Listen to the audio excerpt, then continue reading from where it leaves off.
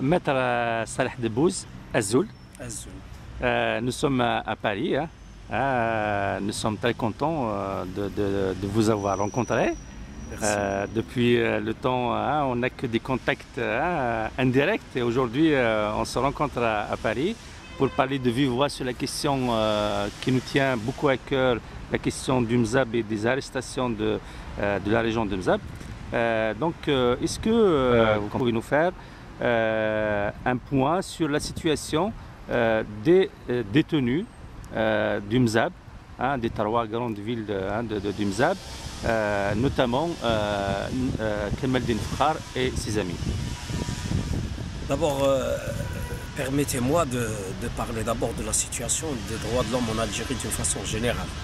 Parce que moi, comme vous le savez, je préside le bureau national de la ADDH, la Ligue algérienne pour la défense des droits de l'homme. Et donc ce que j'apporte avec moi, c'est la situation des droits de l'homme dans toute l'Algérie. Il y a des violations des droits de l'homme, je dirais systématiques, à tous les niveaux. Seulement, peut-être qu'il y en a qui sont un peu plus spectaculaires que d'autres. À titre indicatif, il faut savoir qu'il y a des avocats à haut rang qui n'ont pas droit à une défense. Il faut savoir qu'il y a des syndicalistes qui sont mis à la porte, licenciés parce qu'ils ont soit créé un syndicat autonome, soit activé dans un syndicat autonome. Il y a aussi ce dossier du Mzab.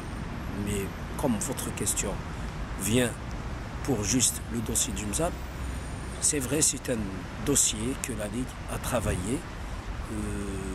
Je dirais que il s'agit de violences créées, gérées par le pouvoir. Donc, quelle fin?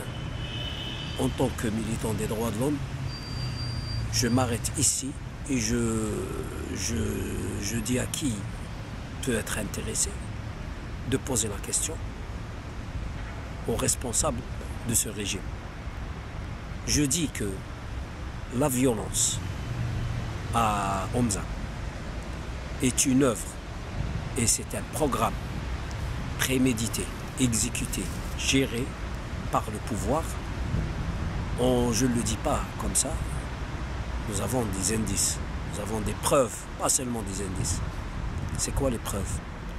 Quand vous avez des citoyens qui filment des scènes où des gendarmes et des policiers encadrent ce qu'on appelle baltaguia, c'est un terme emprunté aux Égyptiens, parce que le baltaguia chez les Égyptiens, c'est quelqu'un qui est rémunéré par le régime pour faire un travail de sabotage. C'est exactement ce qui se passe au Mzab. Quand vous avez ça, des dizaines de vidéos qui montrent ça, et que vous mettez en ligne et vous dénoncez, et que vous avez un système, qu'il soit administratif, judiciaire, sécuritaire, politique, qui ne bouge pas, qui n'apporte même pas de démenti, et bien tout simplement ça veut dire qu'il pense qu'il n'a pas à expliquer ces dépassements. J'allais dire dérapage, ce n'est pas des dérapages, c'est des dépassements. Ajoutez à cela que l'arrestation, puisque vous avez parlé du docteur Kamel Din Fakhar, l'arrestation du docteur Kamel Din Fakhar et de tous les activistes, parce qu'il s'agit d'une décision politique prise au plus haut sommet de l'État, dans une réunion qui a eu lieu le 8 juillet 2015 et qui a regroupé le président de la République, le chef de son cabinet, le Premier ministre, le chef d'état-major et, paraît-il, un responsable des services de renseignement. Pourquoi je dis paraît-il? Parce que ce groupe s'est même pris en photo. La photo, elle est sur Internet. Mais il n'y avait pas le responsable des services de renseignement, puisque les responsables des services de renseignement ne se font pas prendre en photo. Et s'en est suivi tout de suite un communiqué de la présidence qui disait que c'est une réunion consacrée aux événements du Mzab, parce que cette réunion s'est tenue le lendemain du carnage qui a eu lieu à Grara et qui a fait 19 morts. La réunion s'est tenue le 8 juillet. Kamel Denfkhar a été arrêté le 9 juillet avec une note qu'on va rendre publique incessamment, émanant du procureur de la République. Et pour la première fois, qui contient les vraies motivations, qui sont des motivations d'ordre politique. Donc, si tout cela ne constitue pas des preuves que ce qui se passe en Mzab, c'est un programme exécuté par un régime politique. Et tous ces relais, c'est-à-dire ce régime politique, il instrumentalise les services de sécurité et la justice. Donc tout cela, si ça ne constitue pas une preuve, soit nous, on ne sait pas ce que mot preuve veut dire, ou alors on est dans un contexte autre que ce que nous avons l'habitude de voir. Donc il s'agit vraiment d'un acharnement contre les Mozabites, contre le pays mozabite. Je ne peux pas répondre à cette question dans ce contexte. Je suis mal placé, je suis militant des droits de l'homme. Je dénonce les atteintes aux droits de l'homme. Je vois une administration.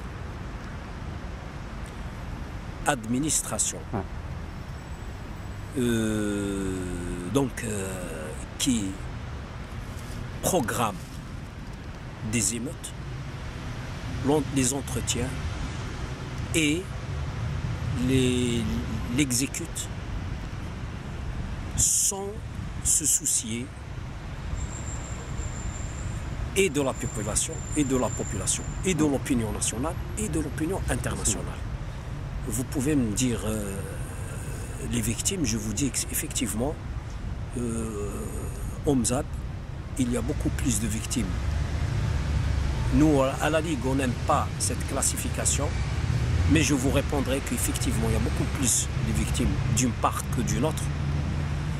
Et j'ajouterai que ce qui est vraiment flagrant, c'est que des symboles culturels d'une communauté ont été atteints, notamment des cimetières, au moins 6, et saccagés, profanés, sous la protection des services de sécurité et parfois même exécutés par ces mêmes services de sécurité. À cela, je m'arrête ici.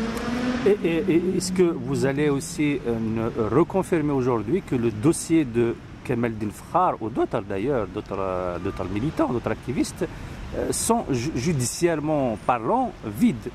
Oui. Ah, il n'y a rien qui leur a reproché de répréhensible. Tout à fait, tous les dossiers. D'abord, il faut savoir que la première procédure, quand on doit mettre une personne, quand on doit arrêter une personne, ce n'est pas par un coup de tête ou par une instruction donnée par le procureur général ou même par le président de la République. On ne peut arrêter un citoyen que dans 2 cas. Soit un cas de flagrant délit, soit qu'il soit recherché par la justice parce qu'il n'aurait pas répondu à une convocation régulière ou il est jugé, condamné définitivement avec une décision de justice de son arrestation.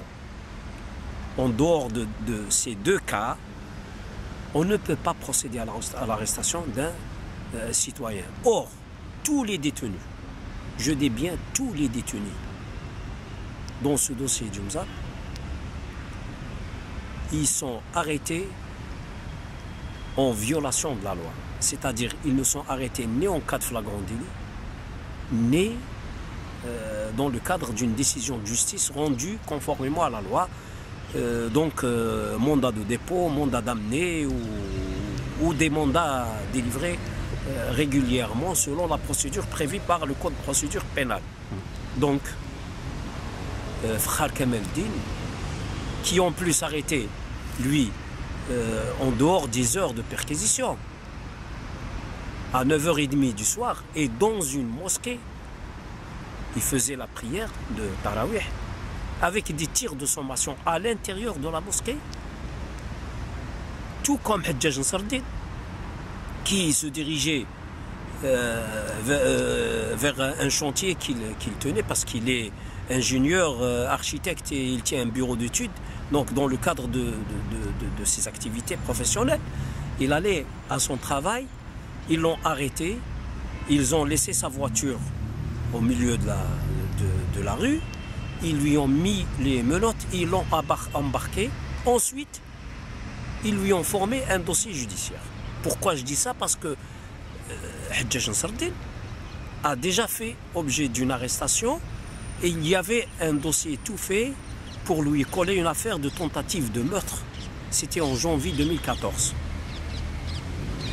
Les faits auraient eu lieu en janvier 2014. Lui, il avait été arrêté mai 2014. Sauf que, physiquement, il n'était même pas sur les lieux. Il faisait un discours à Alger au moment des faits, qui ont eu lieu à 600 km. Donc c'était impossible de lui faire ce dossier. Ils l'ont relâché. Je ne vais pas m'étaler sur le dossier de Hajjaj Nsardine. Frère Kameldine, c'est la même chose.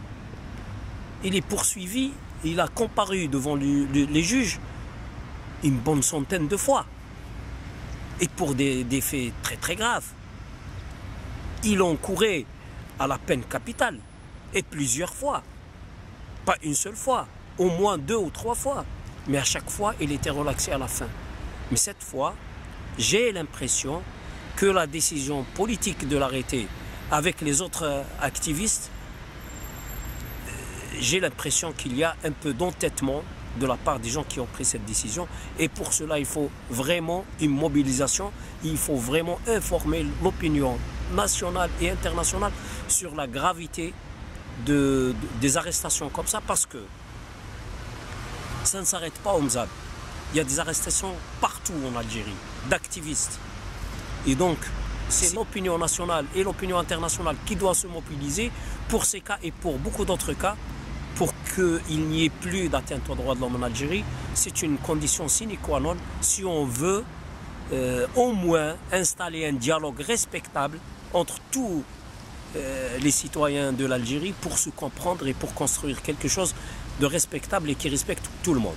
Toujours concernant Kameldine Frère et ses camarades, récemment on a vu qu'ils ont été auditionnés. Donc il y a eu une audition devant le tribunal de Taradef. Quel a été le jugement rendu? C'est un jugement rendu. Et quel est le prochain rendez-vous judiciaire dans cette affaire? Bon, alors, dans le dossier en cours, il s'agit d'audition du juge d'instruction qu'il a auditionné 5 personnes parmi les 26 arrêtés dans le dossier de Kameldine Frère. Parce qu'il y a 3 groupes. Il y a le groupe de Kameldine Frère, il y a le groupe de Hajjaj Nsardine à Barrienne qui compte, je crois, 19. Et je crois que la liste est appelée à être encore élargie. Je crois que ça fait 3 semaines que j'ai quitté l'Algérie et j'ai entendu parler qu'il y a eu d'autres arrestations. Je n'ai pas tous les détails. Il y a aussi le groupe de Grara avec 15 personnes au départ qui, je crois aussi, qui s'est élargi. Et dans le groupe de Grara, bien entendu, tout le monde a entendu parler du décès de Ben Cheikh Aïssa. Moi, je confirme qu'il était très maltraité. Bref, c'est non-assistance à personne en danger. Donc aujourd'hui en Algérie, vous pouvez vous faire arrêter et vous pouvez mourir en prison. Fakhar a été auditionné avec 4 autres personnes par le juge d'instruction dans le cadre de l'instruction menée par ce juge d'instruction. Donc Vous savez, la loi nous interdit de communiquer sur une instruction qui est en cours. Donc je peux dire juste qu'il a été auditionné. On attend que d'autres soient auditionnés, le reste du groupe, les 21 autres personnes. Il était question que Soufra Al-Mqassem soit auditionné le 3 novembre et à la dernière minute son audition a été reportée à une date ultérieure. Je n'ai pas d'autres détails, je ne sais pas s'il a été auditionné entre-temps ou pas. Donc c'est après la fin de l'instruction qu'une suite sera donnée par le juge d'instruction. Soit il va renvoyer devant les assises, la cour criminelle, le tribunal criminel, soit devant le tribunal des délits. Mais beaucoup d'éléments nous donnent l'impression que les décisions des juges sont influencées par des centres politiques très très hauts dans le sommet de l'État. Alors, par ailleurs, donc, en tant qu'avocat des détenus de Taghardayt, du MZAB, et en tant que membre responsable d'une organisation de défense des droits de l'homme, vous avez entamé des démarches au niveau international, notamment au niveau des instances de droits de l'homme onusiennes, européennes. Est-ce que vous pouvez nous dire un peu ce qui est fait et les échos que vos démarches ont eu depuis le début de l'affaire? Alors, le bureau national de la LADDH a décidé de communiquer certains cas que nous trouvons les plus graves d'atteinte aux droits de l'homme à des ONG et à des instances onusiennes. C'est un travail qui a été fait entre le mois de juin et le mois d'août.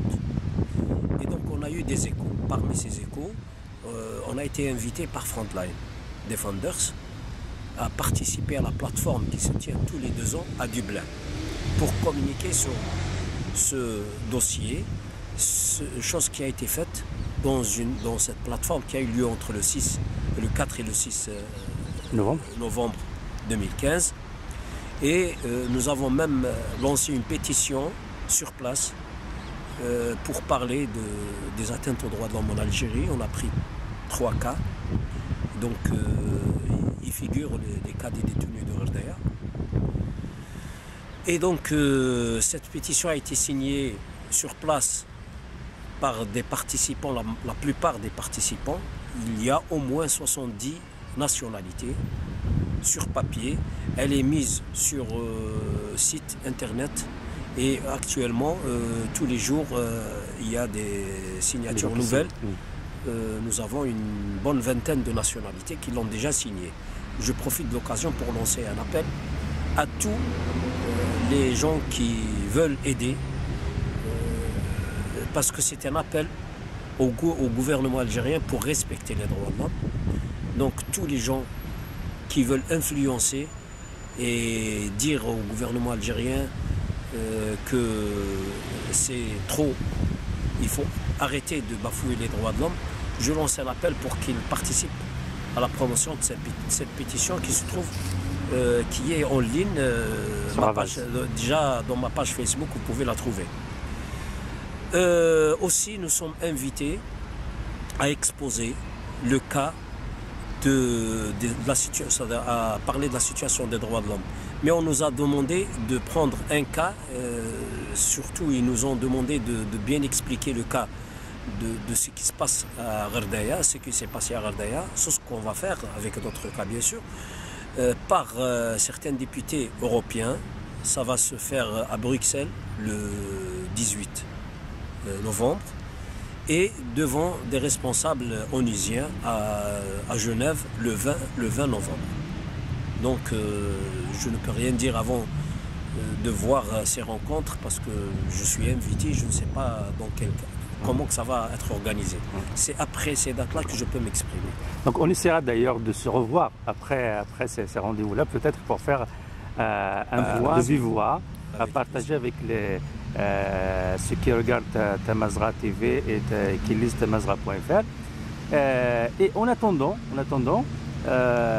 est-ce que vous pouvez nous dire un mot, hein, quelque chose, hein. Stemzavit. Oui, bien sûr. Adinir. يواسي عمر تغردايت واد مزاب اتمزاب يلن دزاير تو تونتيير النغ ازغار اون اوروب اي ماني لان كاع